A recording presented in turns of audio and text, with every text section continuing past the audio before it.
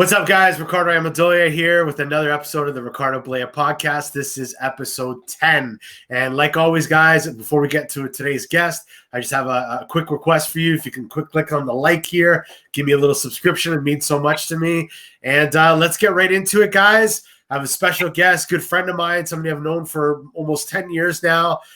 They call him the Iron Man of combat sports. He fights MMA, he fights gi, he fights no gi. Of course, I'm talking about Gilbert Durinho Burns. How are you? I'm good, brother. A pleasure to be here with you, bro. All right. It's a pleasure to have you. I know you're a busy guy. You just got back from a big win in the UFC, but what's going on? How's things in Florida, like with the COVID-19? I don't want to spend too much time talking about that, but how are you adapting, and how's everything with your family, and how's your city where you live? What's going on over there? Yeah, Florida, like thank God, it's too hot right now. I don't think the virus is going. It's being too crazy. Numbers is not that high right now. It's still low. So I think here in the US is one of the lowest number in the state. So we're good. But yeah, everything shut down like everywhere. I'm keeping my routine, but training more at home. But yeah, kids no school, homeschool, but it is what it is. You're gonna get through these.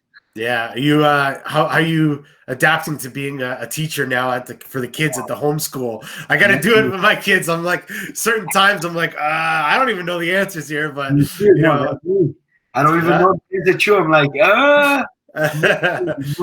stay there. I'm more like I'm more the executioner. I'm there, and then I like Bruno does. Hey, do the question. I'm more the backup. Hey, you gotta do this. No, go back, folks. I don't know how to do this. Okay, wait, mom's coming. Mom's going Yeah, it's the same here. I try. I just keep saying, like, just try, and if you get it wrong, you get it wrong, but don't leave it blank.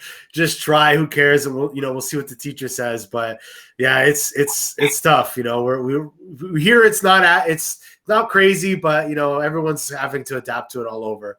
But anyways, I mentioned we've known you for a long time, and I think we first met in Abu Dhabi 2010 when you were fighting at the World Pro. You have a long history in jiu-jitsu. Like, how long have you been competing at black belt? Like, when did you get your black belt? 2009 or 2007? Wow, 2007. Yeah. So you have a long history competing at the highest level of the sport. And, I did a little video about your career a few months ago. I hope you liked it. And, I touched a little bit about, like, your early days and, when you left Niterói and you went to Rio Claro. Can you tell me a little bit about that? Like, how you got started and going to Rio Claro, how you got hooked up with Ramon and, how that whole thing kind of came together. So when I start, it was like around 1998, 1999 in the small gym in Niterói, and called Tio like Enco Luis Carlos. That's how called the gym, Enco Luis Carlos, because he was teaching at more in the schools and more for the kids. That he got own kids program, and Ramon was one of the coaches there. Ramon Lemos was one of the coaches there. And after a couple of years training, as soon as I started, 1 month after, I was doing tournament. And on the beginning, I didn't like so much, but I like the tournaments. I like to compete a lot. So after like a year and a half, that gym closed, and Ramon bring me and my brothers to Oriente Jiu Jitsu. And Oriente had an affiliation with the Nova Uniao, so that's how I started since like early days as a yellow belt. Orange belt. I was going to André Pederneiras and see like Shaolin and Shaolin, Leonardo Santos, all the like Robinho and everybody. And I got my black belt in 2007. I was still in Niterói, Oriente, and trying to go. And I was doing that training in Nova União, like Tuesday, Thursday. They have a tough training there. But around 2006 to 2007, they stopped with that. That was such a good training. Like Aldo was training, Ian Cabral, like a lot of guys from Nova União. That was a tough training Tuesday, Thursdays. But then they stopped that because everybody started doing MMA. Everybody, no more gi training, just MMA. Yeah. And I was competing a lot. But back then was a brown belt, 2007. I was going everywhere to compete, and I saw Ramon and the Mendes brothers in a lot of tournaments. And they always ask, hey, why you travel by yourself? You know, Nova Uniao is more MMA. You should try to come once and train with us. And I like him more. And I had him as a coach, one of the first coaches that I had. And they invited me, and then I went to Rio Claro once, and I like it. And it was right after I lost to Michael Lang on the Worlds. When I came back, I went to Rio Claro a couple of times, but right after the Worlds, I started going more to Rio Claro. But I still earned my black belt by Fofitio, by my coach from Oriente. Like I think it was around October, September 2007. But I was already going to Rio Claro and start training there, and then live with the guys there. Like that was a couple of rough times. 2000, the end of 2007 and the beginning of 2008 was very rough because I made that transition, leaving Niterói and going to Rio Claro. And the thing is, I had a lot of little sponsors that helped me out in Niterói, but they couldn't help me out if I was in Rio Claro, you know, because they all small locals. So as soon as I moved, I had no help, no sponsor, and there was a couple like to adapt to Rio Claro. In the beginning, I kind of saved money for like 2 or 3 months. After that, like on the beginning, it was kind of okay because I was living with Ramon. But then when I got to live by my own, he kind of got back with his ex girlfriend or something like that, and then I was living the small little crazy house with the guys and trying to do security a couple of times here and there to help out. Always some tough times in the beginning of Rio Claro. So when you went to Rio Claro, you guys created something special there, you know, and I think that in the sport of jiu-jitsu, that there's a chapter that should be recognized of what you guys did, you know, got you, Frazato, Mendes, Ramon, Galvão, Calazans, Guto, like that original core of the Atos group. You know, it got so popular that, you know, a lot of American guys were starting to go out there, like JT and other guys. So what was it about that group of killers that you guys had at that time that made your team so powerful? From what I understood, the Mendes brothers always told me that you guys would sit a lot and discuss positions and everyone would give input. But can you talk a little bit about that? Like how is it that such a small group expanded and kind of set a fire amongst the jiu-jitsu competitions? Yeah, that was exactly how you said. We have a small group, but with a lot of will. And I think Ramon was kind of like a tough guy, but at the same time he was very smart. And then he started doing like a little periodization on the training, and we make that very clear. One day was specific training, another day was drill session, another day was hard rolls, and we started improving.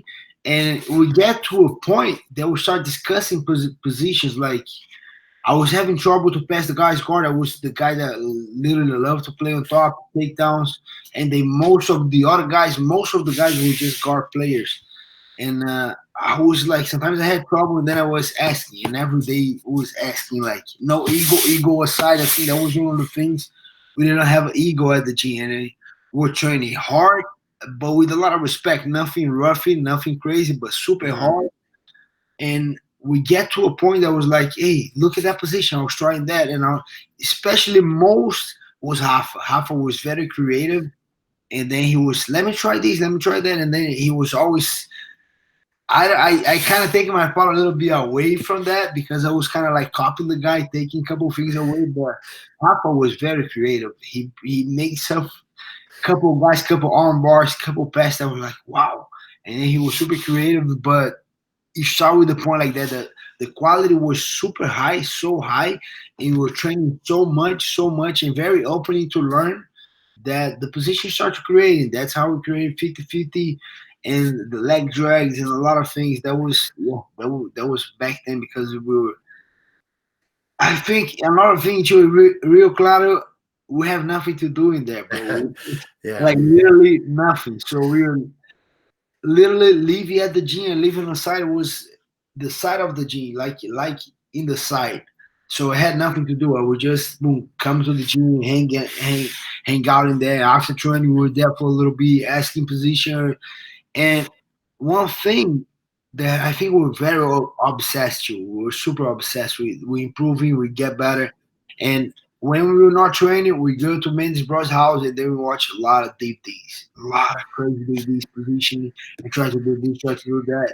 Back then, we get the hook up with the guy from Boot every year, and the guys would always sending us DVDs, and they was always watching DVDs. I think YouTube was kind of getting. We Yeah. started getting YouTube. I don't think we had the YouTube back then. Maybe a couple of videos, and then we were just watching a lot of DVDs from fighting and all the fighting DVDs and techniques, and we get super obsessed. That's how we start creating things and getting better. So you hit one of the topics I wanted to get your input on and get you to tell a story about. And, I mentioned it in the video that I did about the 50-50. Can you tell me, and for the guys at home, I'm not going to say that you invented the position, but you and the matches you had with Langui made it kind of like a trend, and then it kind of grew the popularity. Langui was a guy that you always competed against, guys like him and Lepri, Oriente and Atos, had a little bit of rivalry back then. But can you talk to me about how that position, how you guys came up with it, why, and how effective it was, and so forth? I remember because I was back then my jiu-jitsu, especially that was in the beginning. Then we went to Atos 2008. When I was 2007, I fought Langui. If I'm not wrong, I fought in 2005, 6, 7, and 8, and it was back then was 3-2 or 4-2 for Langui. 3-2, I think, if I'm not wrong. And we tried to do more my guard because I was doing just full guard and half guard, and then I'm not sure if it was Guy or if it was Bruno that started. We just came up with that position. We got that position. We were good, and then we were trying, but no one did it in the tournament yet. And Guy, that was a good position for you to do with Michael. And then I was looking and say, yeah, look, you just go for a straight foot lock, but instead of putting your foot outside, just put your foot inside. And then it's 4 weeks to sweep, and then he's not going to be able to get out. And then I remember I had 2 weeks for the Paulista, for the Sao Paulo State tournament. And then I started drilling and I started feeling good. Like, those guys cannot pass my guard. and they can't sweep, but I would sweep back. And that's how all get started. And then I remember we went to the Sao Paulo State tournament and finals, me against Langui. And all the stadium was going crazy because we were rivals already. And but I think that was the first time as a black belt that we compete. I think it was back then was I beat him 2. I think it was 2-2, something like that. And then we start with that position, and then works pretty good. Like, I kind of lost, but lost by advantage. It was super equal the fight. It was super even, but and then we start with that position. Then, bro, like I said, Half was super creative. As soon as we came back, he started developing a lot of lapels from there, a lot of things, a variation to the back. And then that's how the 50-50 get created. I think we start creating a little bit, but that was the first time that one of us used at the tournament. That was the first. I was kind of experienced on the lab, tried to working. That was the first time that we did that position. I remember when it happened, and around that time, Fábio Gurgel put out some videos like how to beat the 50-50. And then like Guy and Rafa, put out videos like almost like counters to Fábio Gurgel's 50-50 counters. So, how was it? How, like we talked about, you guys had kind of a rivalry, but I think sometimes the rivalry is good because it forces you to get more competitive. So how did that help you as a jiu-jitsu fighter and as a competitor overall, like having rivalries, like having matches with Langui and Lepri? Talk a little bit about that. No, that helped me so much. And Langui was the guy that most made me get better on my pass on everything. And he's still one of the things that fired me up to the Worlds in 2011. The one that I won was a rivalry. It was a thing that back then we could do the brackets. I don't know. Today we're not allowed anymore to go there and do the brackets. So back then we were allowed. And then I remember Guy and Ramon went there to do the bracket, and they came back pissed off, and they came, hey, Fabio said we want to put you on the Lucas Lepre side to do the finals with Lange. And then when we get there, they say, why you want to put Durinho with Lepre? You think they can be Lepre? Yeah, we can put him with Lepre. Let's see if we're gonna win. I don't. And then he was kind of like very not putting energy on me, not confident on me. And then as soon as Ramon and Guy said that, I was just fired up to fight. Man, no way I'm gonna lose to these. I'm gonna beat these guys. I'm gonna beat everybody. And that was one of the tournaments, that rivalry. I had 2 rivalries that extra motivated me to that tournament. That thing that Fabio said, and I just lost to Kron 3 weeks before. Yeah. When I lost to Kron, there was a little, I think it was more mental thing, that 2 things that play a lot with my mental to that fight was, first it was Rickson Gracie at the, like, right on the corner of the mat, and that kind of froze me up a little bit. But I kind of overcame that a little bit. I was extra nervous because of that. And when we started the match, I felt Kron super weak, like kind of weirdo, kind of different, but awkward, but not strong. And I got overconfident. I said, I'm going to kill this guy. After taking him down, I said, I'm going to kill this guy. And then I kind of underestimate, and I ended up getting caught with a choke and a lot of throw. And I got back, and half of Guy, Frisado, Guto, everybody said I came back different. Because when I came back with the mindset to win so much, like, and I took super serious. Not that I never did. I always do, but I don't know what was different. But my will, my focus, my everything was different. Like, I was way more hungry when I came back. I knew, and 2 weeks going to the wars, they say, man, the ring, everybody starts saying, hey, they're gonna beat everybody, gonna win this time, and everybody. And 2 weeks, and we get into there 5 weeks for the wars. And then after Guy and Ramon said, hey, Fabio Gugel said we could put it anyway, not going to anyway, I was like, I got extra started up, and I went to the tournament, and it was just my day. So I was super good. But for sure, that rivalry with our Alliance team and with Kron, for sure that makes me a way better competitor. Yeah, I remember that match with Kron, and it was the one in Italy, right? It was a Italia Cup or something. Yeah, and the thing is like, you were kind of dominating the match, and then you got caught, and it's credit to Kron. And I remember talking to you too, and I was like, man, like, you could totally beat the guy, And it was so cool to see you came back with that different focus at Worlds, and you started the match ahead, and you didn't get. You didn't give him an inch, and you kind of went into that and you dominated and won. So that was awesome to see. And it's been really cool to see your career, over the years. I got to see you in Abu Dhabi at the Worlds and all these different things. And then obviously you went into MMA. How much of like the training and, you mentioned how like Hamon and different instructors would like, kind of fragment your training or like, make you do specific training and stuff like that. How much of that transcends to your MMA training, or is it totally different? Like, do you get to still work position wise on certain jiu-jitsu stuff, or is it just like boxing, wrestling, MMA, sparring?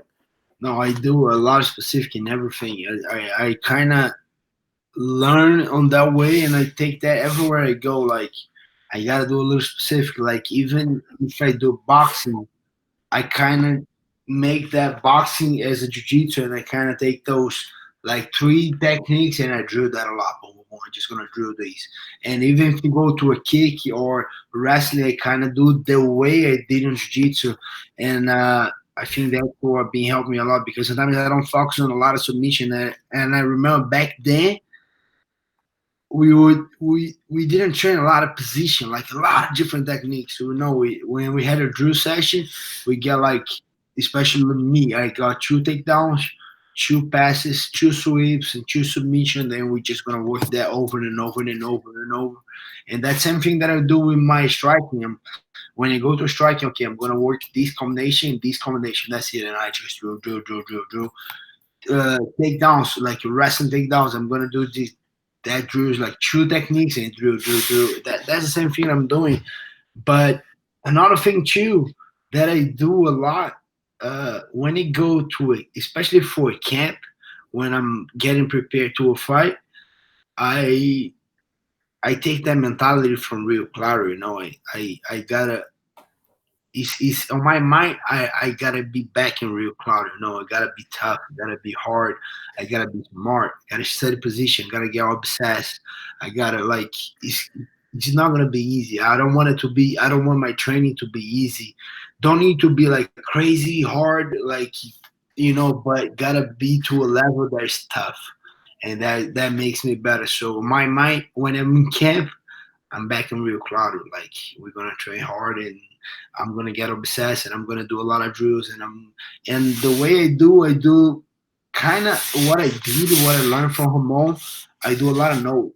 I'm like nerd on the notes. Like just an example, when I fought Damian Maya in my last fight, I had to watch every single video of Damian Maya that was possible to get on the internet. So I watch a lot of his ADCC fights, every single one MMA fights, and doing notes on that and understanding his system, like, and I think that I got from Guy and I got from Rafa and from Rosado. Like, literally, you need to understand the guy's system. Like, everyone has a system. Like, Gordon Ryan, when he put you on the system, he's gonna end up getting your back or on a heel hook. Rafa too. If you have a put you on the bolo system, you're done. You're gonna get your back, or at least you're gonna mount, or you're gonna end up in a very good position. But as soon as you understand that, you were able to break that. Especially for a guy as a Damian Maya, had to watch so much videos and break the system and see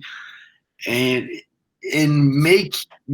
I gotta be ready for the worst when I go to a fight, when I go to a match, and that's exactly what I did. But I gotta train super hard. That's everybody that everything that I bring from jiu-jitsu is all the drilling, all the getting better, all the hard sessions, and get better and study videos and get obsessed and I think that's what been helping me a lot. But for sure, bring everything that I did good in jiu-jitsu that I learned with Ramon and all the great guys that I've been training. I bring everything with me from MMA. You talked about the Damian match. I don't want to talk too much about MMA, but would you consider Damian one of your jiu-jitsu idols? And if not, who's the guys when you were coming up in jiu-jitsu that you kind of looked up to as, maybe your idols back in the day? Damien became my idol when he went to UFC, when he started doing MMA. I'm like, wow, that guy is amazing. Like, the way he was representing jiu-jitsu and doing jiu-jitsu as a high level was like, wow.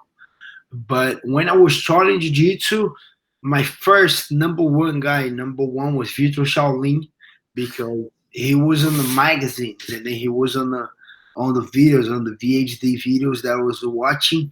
And we had a little like the gato, like a little like illegal TV's channel that I had in Brazil, and I had the sport TV, and I couldn't watch the wars, and I watched a couple guys that I always see Vitor Shaolin, and then when Ramon brought me to Oriente, and then I had that availability to go to Nova Uniao Tuesday and Thursdays, and I started seeing Robson Moura, Leonardo Santos, Vitor Shaolin, and a lot of like, wow, like a room full of killers, and I was like, wow.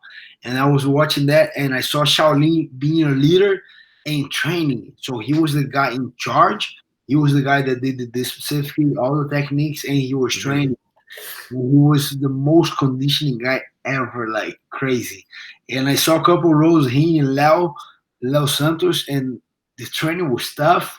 But Shaolin, on the beginning, he was not doing okay. Like, Leo was doing good the first 1-2 minutes, maybe 3 minutes. After that, Shaolin was so much cardio, like a gas machine, that he was starting beating Leo.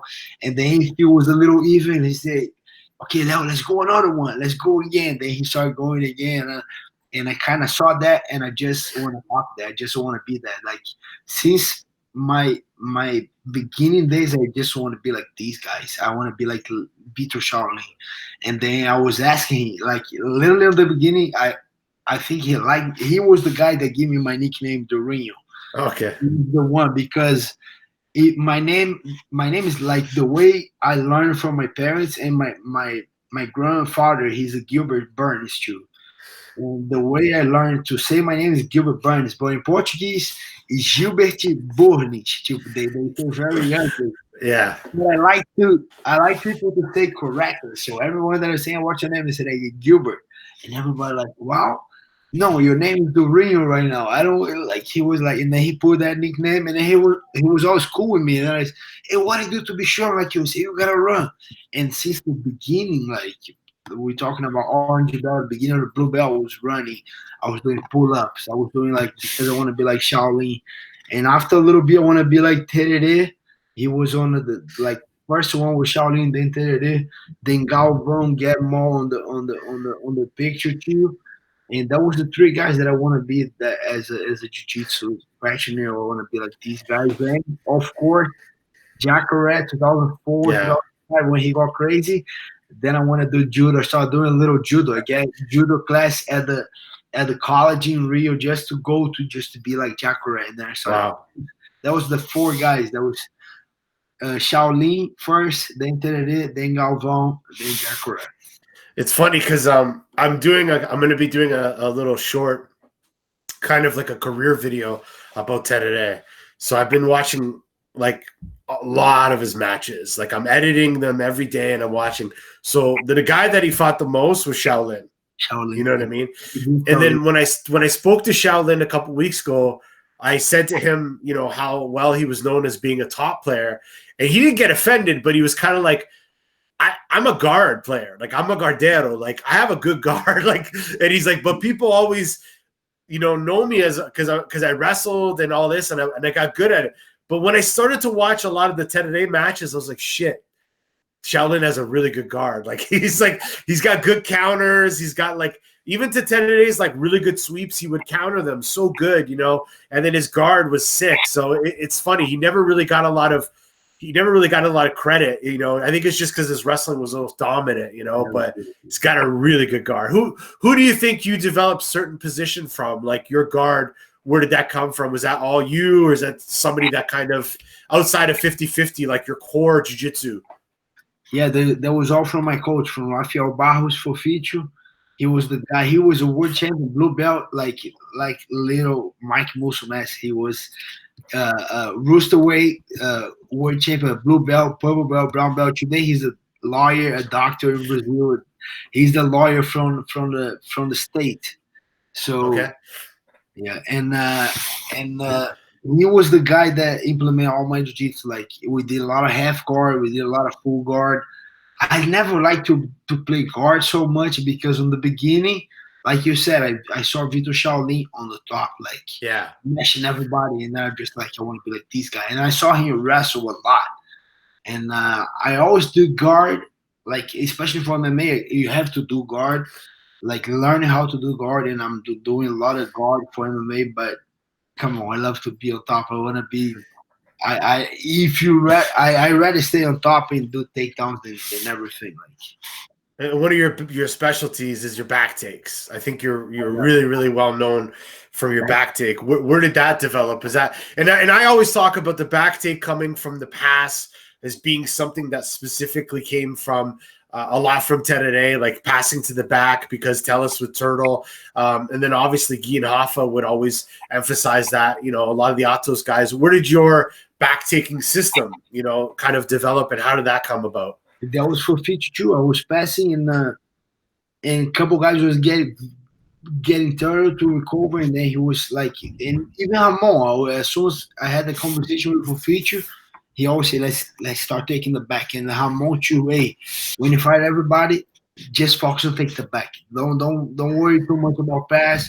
If you can take the back, take the back. It's the best position. I was talking to Ramon and for feature, and we kind of developed that together. That always fight to take the back. That was the main goal when I was a kind of purple to a brown belt. That was the main goal. Like fight to take the back, even if from top or from the bottom, even for a couple counter takedowns, just taking the back. I think I started developing that as a purple belt with Fofitio and Ramon. Like both were helping me out with the system.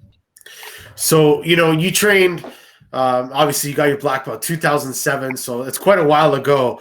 What do you see? Like, you have a pretty open game. When you compete in gi, no gi MMA, you're always open. Like you're not somebody that goes in like stalls. You're aggressive. You go for it.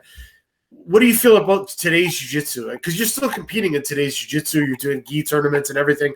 Do you feel like things have slowed down, or do you think that the techniques have just made the matches, slower? Like, what's your opinion of the game today and how it was back then? Is it different, the same?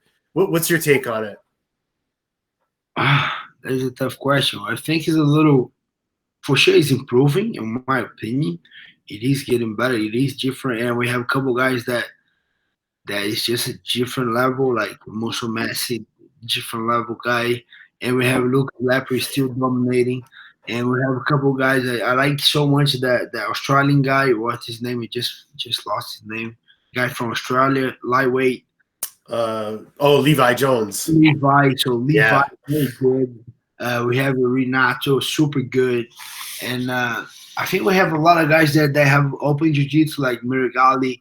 A lot of guys have a beautiful jiu-jitsu, but I think a couple of things on the rules that might slow down a little bit, but I think the jiu-jitsu is still improving. I think those guys are killers.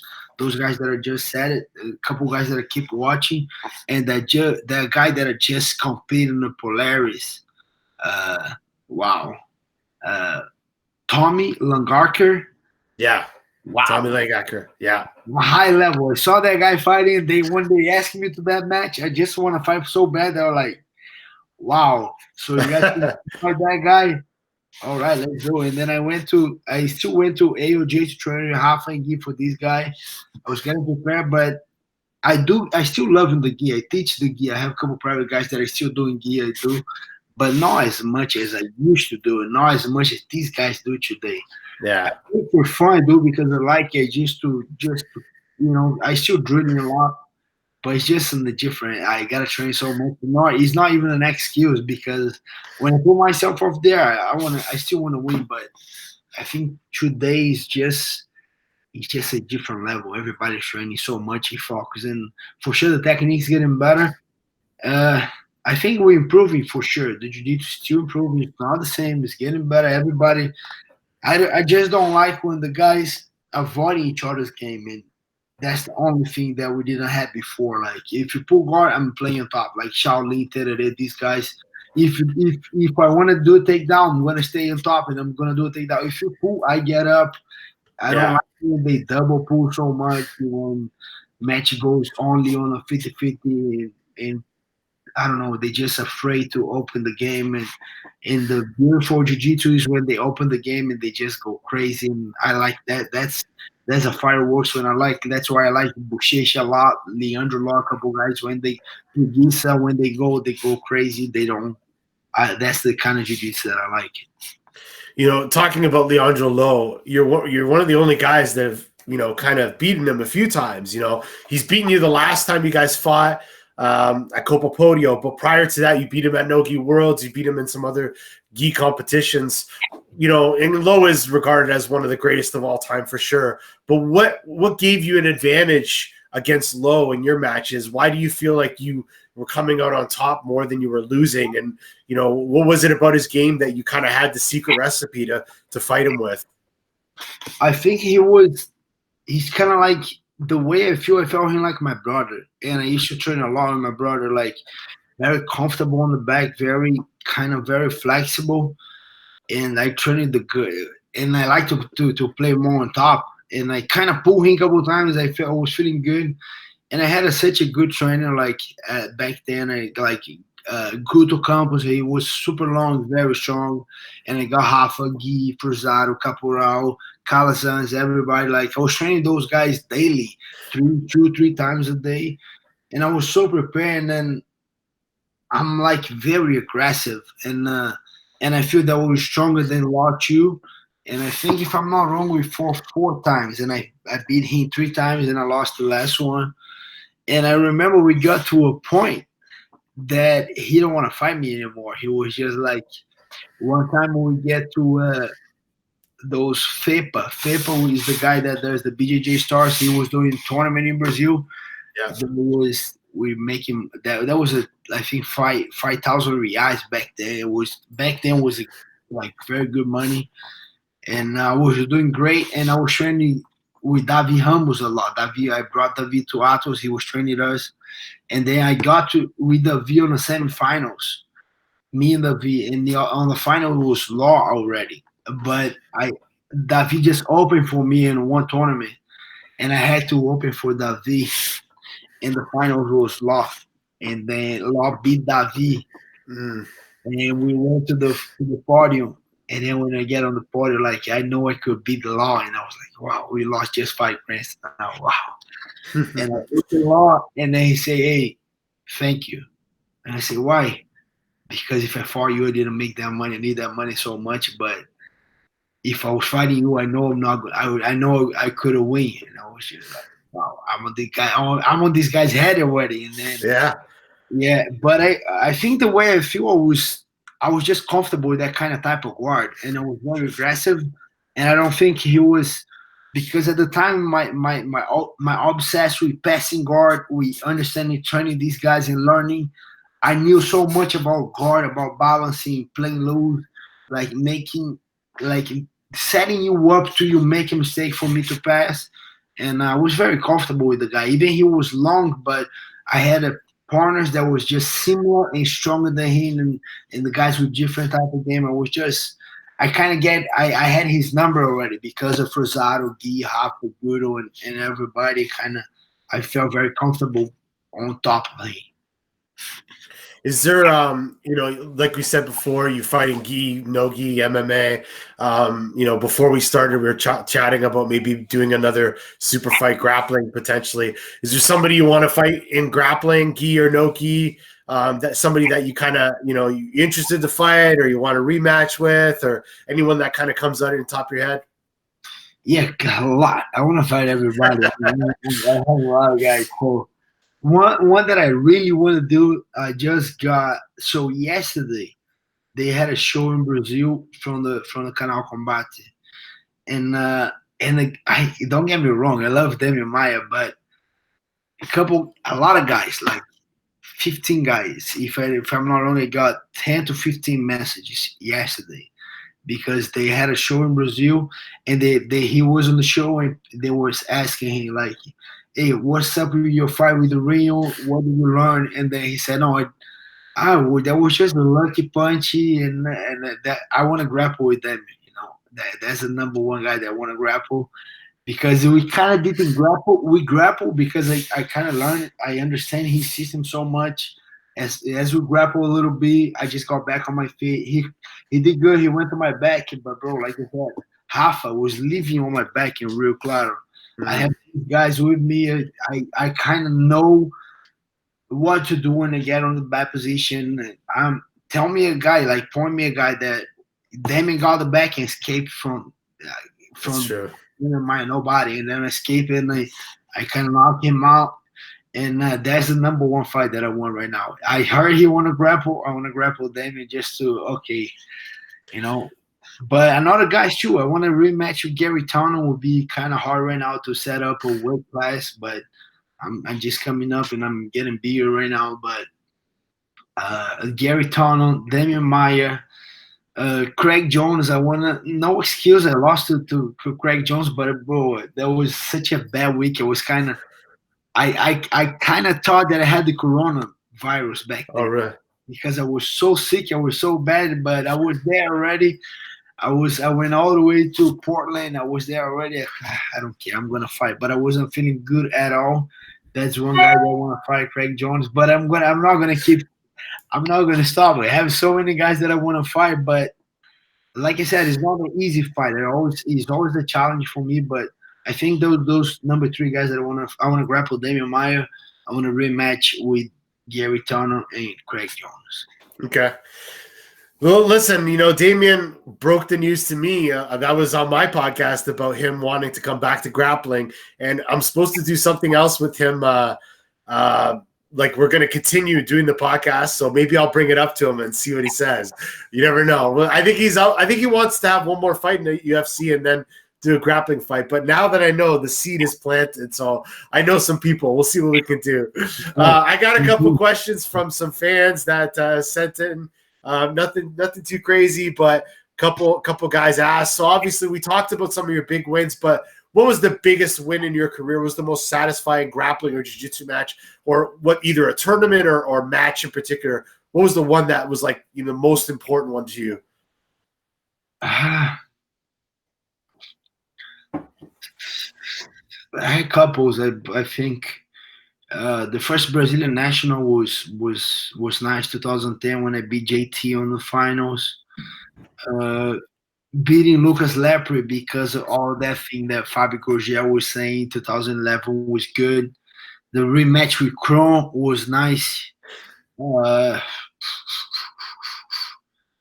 Lucas Lepre, Kron, JT. Yeah, I think about it. Like JT on the Brazilian national was a good one. And we trained before, and the training was fire. Like I knew the final would be hard. So JT, Lucas Lepre, and a Kron Grayson rematch was nice. Okay. Another question I had was, are you watching Netflix? Are you watching The Tiger King right now? No, I watched that little bit. I couldn't watch anymore. You watch that thing? You like it? I don't like it, but it's so crazy I can't stop. No, I watched the beginning and said, man, what the heck? And I was watching Bruno fall asleep, and I fall asleep too. I said, I don't like that thing. Like, okay, so somebody was at. I didn't watch the whole thing, but I watched the first one, the first season, the first thing, and then I think I watched like 40 minutes, and that's it. I'm done. Okay, so you don't know if Carol Baskin killed her husband? That's the crazy cat lady. You don't know anything about that. I don't want to spoil it for you. You'll see that soon. Okay, another question. What's that? It's good. It's worth for me to watch. If you said I'm gonna watch. It's entertaining. I don't know if it's worth it, but it's funny. It's crazy. That's about it. I don't know if you're not gonna get educated. You're not gonna feel better about America, but you're gonna laugh at some stuff for sure. And then another question a guy asked me was, Five Guys or In-N-Out hamburger? Which one's better? Five Guys or In-N-Out? Five Guys for sure. Different level. Five Guys here, In-N-Out right here. Different level. All right. Man, you know what? You're like always. Every time I remember when I interviewed you at Copapoto, you were the best interview. You knew exactly what to say. So you kind of hit everything that I wanted to ask you on all of your answers. So, I mean, I don't really have too much else, man. But where do you go from here? Like, what were you waiting for? Did you have any UFC fights or any grappling super fights on the table? Or is there anything that you were going to do, maybe pending this whole Corona pandemic? Yeah, I'm still one of the things that my goal, my biggest goal right now is to be a UFC champion. But on the side of that, to become a UFC champion, my jiu-jitsu gotta be like at the highest level, And in order to my jiu-jitsu be on the highest level, I need to compete in jiu-jitsu. I get motivated training. Don't get me wrong. I train every day. That's my mentality. I need to get better. I need to be at the gym. If I'm not, I'm eating. I'm not feeling good. I need to go to the gym. And but to push myself to the limit to get better, I need to have competition. It's just how I start training. I don't know. I don't know different. To push myself, I need to have a goal. I need to have a challenge. If I have a little challenge, even if it's just jiu-jitsu tournament that is not my goal, but it's inside of my goal, that makes me better. I'm going to train more. I'm going to be obsessed. I'm going to study more, and I'm going to make my notes. But I don't have a fight right now. UFC had a great conversation. They offered me Tyron Woodley multiple times right now for the before those UFC got canceled. Two of them got canceled. The ones in London, they bring to the US, and they were trying to make that one before they canceled. They offered me Tyron Woodley. We had all the conversation. Tyron Woodley is the number one right now, and that fight didn't work out. Then they want to do the April 18th. They offered me Tyron Woodley again. We all in the conversation. They canceled. I'm I think I'm in a good place right now. I think they're gonna give me a big fight, and if the fight's like right now May June, I'm gonna make it for sure. But I would like if I could control, I would love to make a grappling match before that fight, just to get my jiu-jitsu like very current, like training every day, very be in a competition with jiu-jitsu, then go for camp. They're like for my it's like jiu-jitsu is my main weapon. Like let's say like Mm. that. And getting that weapon super sharp before an MMA fight is the most important for me. So it would be great if I can grapple before the big fight. It would be amazing. If not, I'm gonna still train hard and we're gonna still gonna grapple. But the best like the best thing will be grappling. Then do a big fight. It would be amazing. So I got one more question for you. Shaolin said something to me that really stuck out for me, and he said, you know, somebody learning to train jiu-jitsu, or he said he tells this to his students, he says, you guys learning to do jiu-jitsu in the worst time ever, because there's DVDs, there's YouTube, there's TikTok, there's Instagram, there's all this shit that you got to look at, and then you go to your academy and you're like confused. So what advice do you have for people starting jiu-jitsu and like making their game? Like what, you know, if you could go back and like change things, or just from your experience, what advice do you have for them to kind of like, you know, really get the most out of their training? Because I know I see it, like you'll get kids come into class and they're like, oh, I want to do heel hooks. And you're like, you don't even compete with heel hooks. Like, why? Learn how to pass the guard, like learn how to do the upa escape, and then you start like. So what do you think about that? Like kids that now, like they see all this, you know, a lot of stuff that it's not that it's no good, it's good, but I feel like, you know, back in the day, everyone had a system, right? Every academy had a system, and you went to the instructor and no questions, he showed you, and that was it. Now it's a little different. So what kind of advice do you have for people getting into the sport or training jiu-jitsu that want to kind of get to those goals and hit the higher level? I think you gotta have your professor as a mentor. You gotta talk to him, be open to him. Like, hey, I wanna really get better. What should I do? And I think he gonna give you the direction, but don't take a crazy direction. It's like my brother has a say. He just sent it to me, and he's like a white belt. Hey, how to learn heel hook? And my brother kind of like with Batman. He slapped the guy. Hey, learn how to hip escape first. Like he just like that. It's getting crazy. Like with so much information, people get confused. But I believe you gotta have your professor as a mentor. And like, hey, ask him for direction. Hey, I really want to get better. What should I do? Should I do private? Should I do drills? Should I do camaraderie? On back then, I didn't have no take so much took so much for me to get a cell phone to get that I don't even remember, but I remember just trying to watch some of Jacare drills, and they have the Jacare, that first video that got crazy, that was the alligator getting out of the water, and he was Yeah. doing me, and that was the video. That was the video that I was always watching. I'm just trying to copy the guy, everything they can. I was watching Shaolin Rose and trying to do the same. Today we still can do that. I think first thing that I wish the advice that I would give, ask your professor to give you an advice. And as soon as you develop it, let's say you get in a little blue belt, you have a little game, if you're a guard player, or if you play a little bit on top, try to seek to watch a black belt that kind of like the style a little bit, that you like, you think it's easy to mimic the guy, and go for it. That was what I did. I just want to be like Shaolin in the beginning, then he went to MMA. Then I want to be like Terere, they want to be like Galvão, they want to be like Jacare, and just trying to kind of do the movements on my way. And my professors helped me out, and that was something that I did that worked. I think if those new guys want to do something like that, don't get, oh, I want to be like Gordon Ryan. Yeah, relax, get better. Yeah, those things you can do, certain things you can do, but talk to your professor too, and I think he's gonna guide you like on a good way.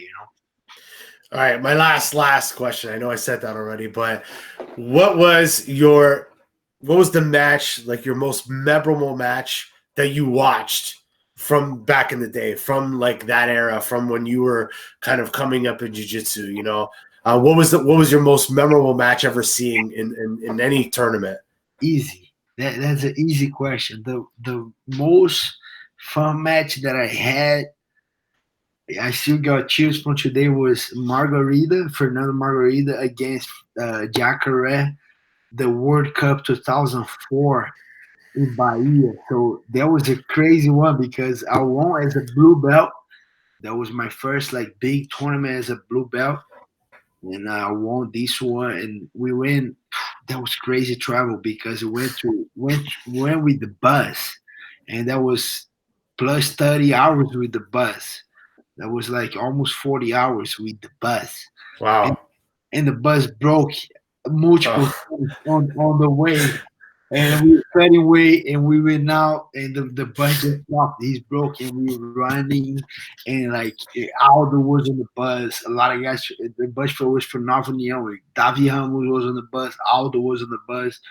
That was crazy bus. That was crazy. And then we get to the tournament, and then I won, and I was there watching the fight, and I saw Jacare like wow, like dominating everybody, manhandle every single one on aggressive on everything. Great technique, great judo, great pass, great submission. He was just on the killing mode, and the finals against Fernando Margarita was epic. A lot of takedowns, like exchanging takedowns, and Jacare was able to dominate and win that tournament. That was a memorable. That was a very big tournament that I was kind of part of because I don't just compete. I won as a blue belt, and I was watching the whole thing, and that was a memorable match that I won't gonna forget. That was crazy because at that time, that was Jacare was in his peak, 2004, right? And then Margarita was trying I'm back, yeah. to come back a little bit off a step, and I think that the year or two that he took off, it showed, because Jacare was just much better than him and everything. And the thing is like all the matches that Margarita had up until the finals, he kills everyone. He beat Shunj, he took him down, Marcelo Zada, tons of guys. Yeah, I remember. So he had like, it's not that like he kind of got to the finals and then Jacare killed him. No, he killed everyone. And then Jacare killed him. So it really showed how high a level Jacare was. So I agree, man. That was a sick one for sure. That match gave me so motivated too. When I came back, I'm like, wow, I need to work on takedowns. And then I was talking to my coach, hey, where's they have judo here? And they say, oh, they have a guy on the college. You can might go to the college. And then I started making the contact, and I ended up going to the college. I was going Tuesday, Thursday night. I was going to Nova Uniao in the afternoon. When I came back, I was going to the college just to do drills. And the first 3 weeks, they killed me. They came, this guy's a jiu-jitsu guy came with so many pets, and they just killed me. And after 3 weeks, and I was competing every single week. They say, "Oh, you compete? Yeah, compete. Next week, you compete? Yeah, compete again. Next week, yeah, man, you compete a lot. Come on, now we gotta help you a little bit." And they start helping. Oh, nice. Then after 3 weeks, I get in the group. The first 3 weeks they were just killing me. After that, they start teaching me a couple of things. Then I start getting the group. It was nice. Nice. Well, I'm going to put that match at the end of this video. So if you guys are watching at home, it'll be one of the suggested videos in the corner, so you guys can watch it. It's an awesome match, super exciting, and like I said, one of Gilbert's most memorable matches that he ever watched. So, man, listen, it's been almost an hour. Actually, we went to the hour. I can't thank you enough for the time. It's always good talking to you. I got a lot out of a lot of info that I wanted to, and I hope you enjoyed it as well. And I can't wait to see you fight again. I can't wait to see you compete in gi, no gi, or MMA. Hopefully, we can get you a grappling super fight before then. But best of luck in the MMA career, and hopefully, we get to see you on the mats. Anything you want to say to your fans or any of the people out there? No, just thank you guys so much. Thank you, Baleia. Appreciate you to be here on the podcast. It was fun. It was nice. I love to talk about jiu-jitsu. I love to train jiu-jitsu, but now that we're not I'm still training a lot, but I know a lot of guys not training so much. So let's talk about jiu-jitsu, and always a great time. Those memories is like always on my mind. And yeah, my pleasure, brother. Thank you to having me on the show.